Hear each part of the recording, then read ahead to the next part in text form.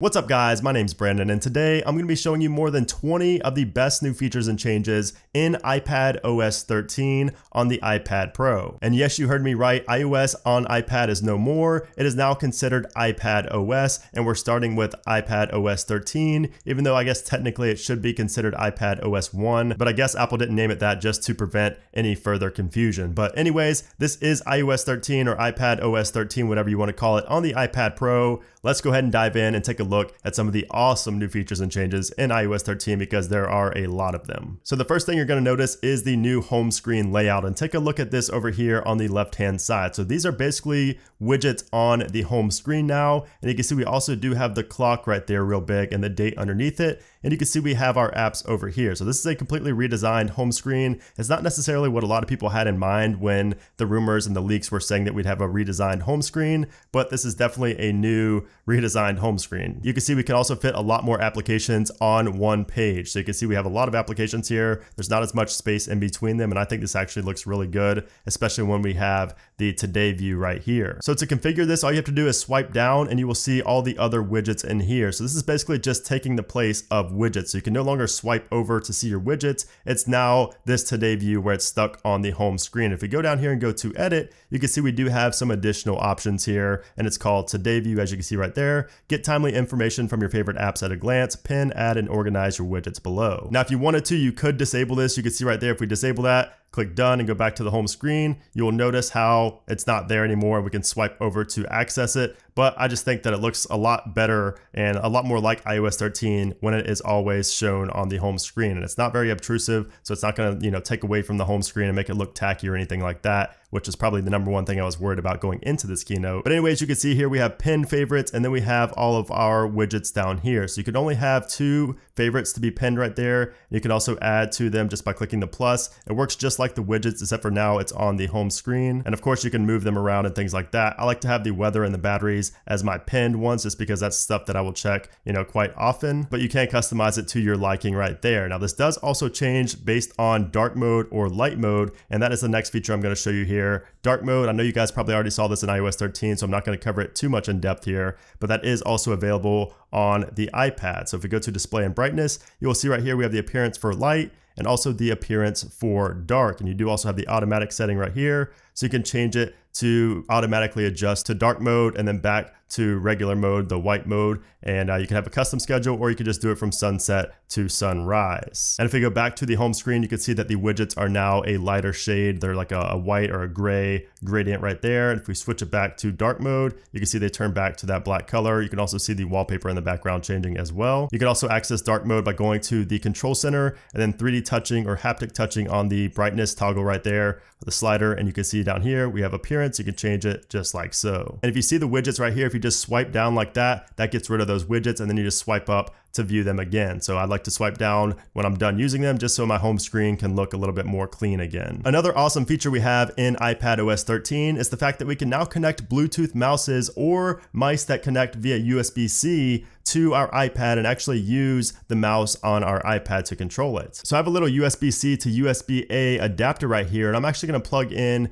the receiver for my mouse, which is the Logitech MX Master. I'm going to go ahead and turn this on, and I'm going to plug this into my iPad. And once we've plugged that in, if we go into settings, accessibility, touch, assistive touch, go ahead and toggle on assistive touch, and then go down to pointing devices, and you will see USB receiver right there. And you can see I am moving around on my screen with the mouse right now. I can even do the gestures with my mouse, as you can see right there. So it's pretty cool. And again, you can do this via USB as well. I just don't have a USB mouse around me right now that works with this. But you can see you can also do it via a mouse like this right here. So it's actually pretty cool, and it will work pretty good if you're playing games like Fortnite and things like that. It's not actually too bad. Like, it doesn't lag or anything like that. It's actually very fluid. Even for the USB mice, I've seen people play with like the USB mice, and it actually works pretty good. So it's actually pretty cool that you can go ahead and click on applications and do the gestures and everything like that with the mouse. Now, speaking of using that USB-C port, you can also use this USB-C port to add additional storage. So I'm going to use this same adapter here, and I'm going to plug in a flash drive that I have right here with some data on it. And we're going to go ahead and plug this in to the adapter. And if we go into our files application, you can see we actually get that data inside of the Files application. We can actually see everything on that flash drive. We can also read and write content on here. So we have read-write access, so we can not only, see the contents on here, but we can also write to this USB drive. So you'll be able to connect USB drives, external hard drives, SSD drives, anything that uses USB-C. You can also get this adapter like I have to use USB-A to USB-C. You can also zip and unzip files from here as well. So if you had like a zip file, you can go ahead and unzip that straight from the iPad itself. So you can see I have some movies on here. So if I go ahead and click on one of these movies right here, you can see it opens up like this. And if we click on the share button right here, you can see that we can save the video straight to our iPad, straight to the TV application right there. You can airdrop it and all those things. So it's really cool. Of course, you could also just play it straight from within this view right here. So this is a really great solution if you have like a lot of music or a lot of videos on an external hard drive or flash drive and you want to get them onto your iPad. This is a quick and easy way to do so. Another thing I wanted to note is that if you have a camera that uses USB-C to plug into your computer, you can actually plug in your camera straight to your iPad and take all the contents, like all your pictures and videos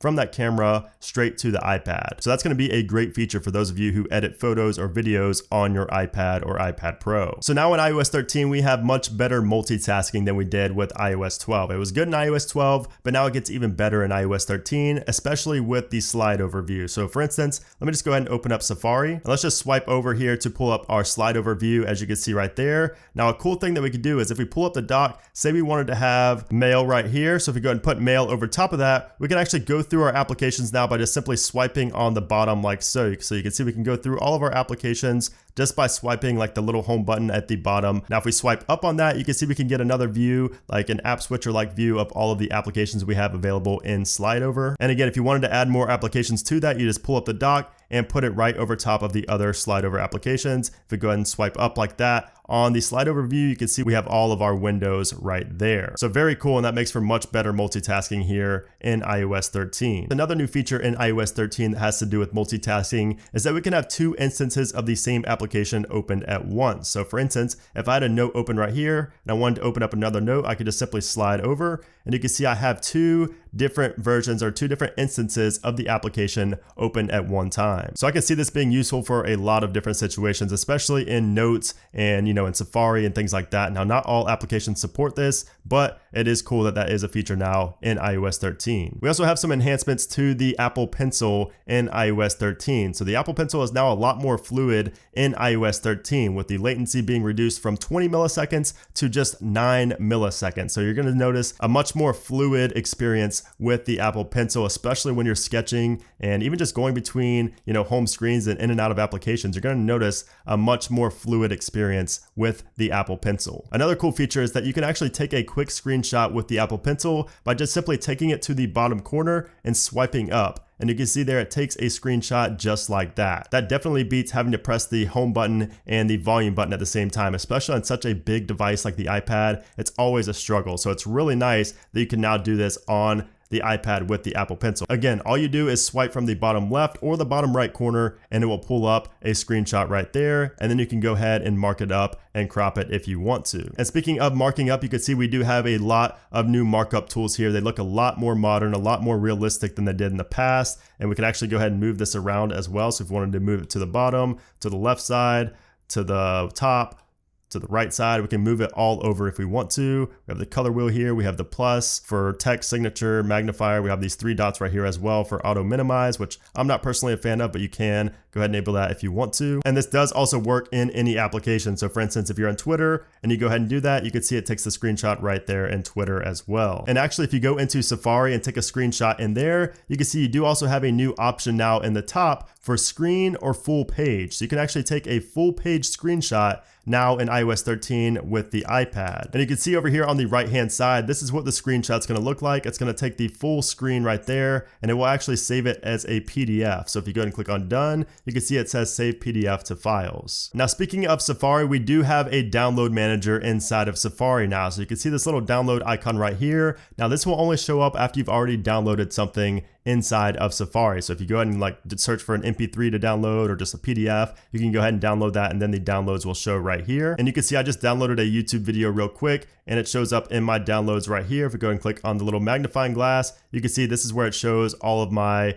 downloads right here in my iCloud. And if you click on the download itself, you can see you could pull up the video right there and watch the full video. You can also click on the share button to save it straight to your camera roll. You can also do all these other options right here like AirDrop, send it as a message, all those things. You also have the option to rotate up here on the top right as well. So this is a really big feature. So for those of you asking if you can download movies and music and things like that, yes, you can download full like Blu-ray rip videos and things like that. You can download full movies, you can download full albums and everything. There's no limit to the downloads here in Safari. Another thing you'll notice in iPadOS 13 is that Safari now natively supports desktop browsing. So for instance, if we went to a website like Google Drive right here, you can see that it pulls up and it's actually just like you see on a desktop. So it's no longer like the mobile version, no longer takes you to the app. You can see it natively supports desktop browsing. And to give you even more of a desktop experience without having the toolbar right there, if we click on these two little A's in the address bar and then click on hide toolbar,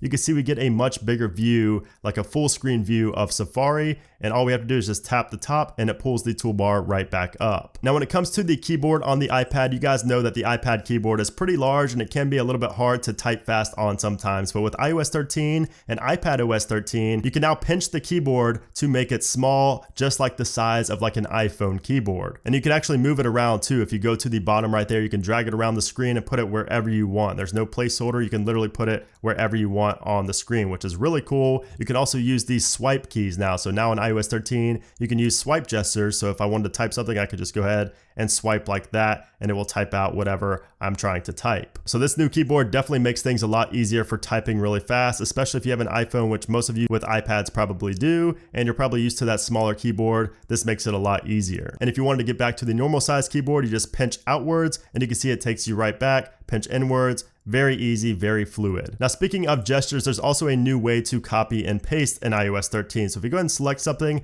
to copy that, instead of clicking on copy right there, we could just do a 3-finger pinch. So like this, you can see it says copy right up there, and we could just pinch outward to paste it. So if we wanted to go down here, pinch outward.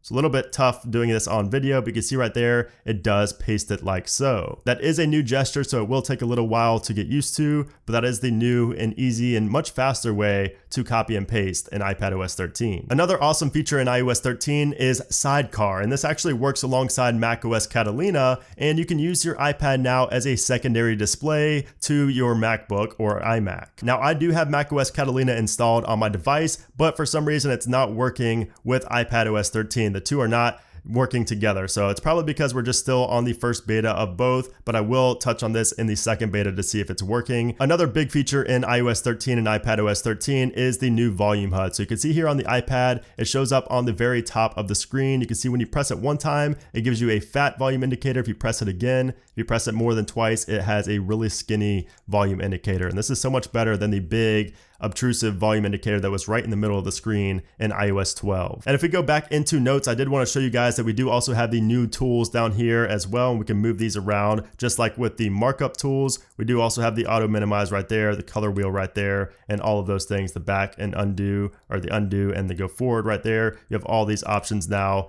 inside of the Notes application as well. And then the final thing I wanted to mention is just how much faster iOS 13 is. So it started off with Face ID. So Face ID is noticeably faster on iOS 13 than it was in iOS 12. And also the animations, just the overall fluidity, everything feels faster here on iOS 13. And this is only the first beta, which is really promising. Apple did claim that apps are going to open 2 times faster and that Face ID is much faster as well, but I really just wanted to see it to believe it. And now I definitely believe it. So if you have an iPad, especially an iPad Pro, take advantage of iOS 13 if you can. I think it is a great piece of software. Now, obviously there are going to be bugs. I have encountered bugs, but it's nothing that's really going to mess up your iPad, at least nothing that I've experienced so far. So I like it. I encourage it. And if you are a public beta tester, you will be able to get your hands on this come next month. So anyways, guys, there you have it. Those are 20 plus new features and changes in iPadOS 13. I hope you guys did enjoy this video. If you did, make sure to hit that like button. Also, let me know if you have an iPad below, which iPad you have and what feature is your favorite favorite here in iOS 13, aka iPadOS 13. Also, make sure you guys do subscribe because I will be making more update videos on iPadOS 13. When future betas come out, I will be doing comparisons with iOS-based devices as well with iOS 13, and just a ton of content coming very, very soon. So anyways, guys, thanks again for watching the video, and I'll see you soon.